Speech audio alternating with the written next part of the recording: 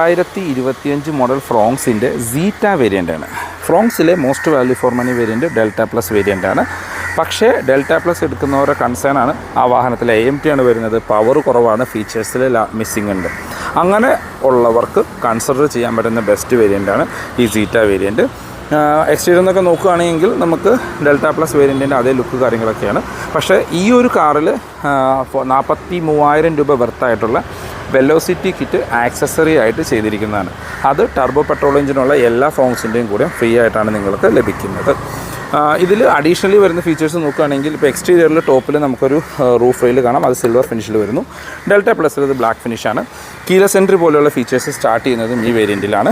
അതുപോലെ തന്നെ ബാക്കിലേക്ക് വന്നു കഴിഞ്ഞാൽ കണക്റ്റഡ് ടൈലൈറ്റ് സ്റ്റാർട്ട് ചെയ്യുന്നതും ഈ വേരിയൻറ്റിലാണ്.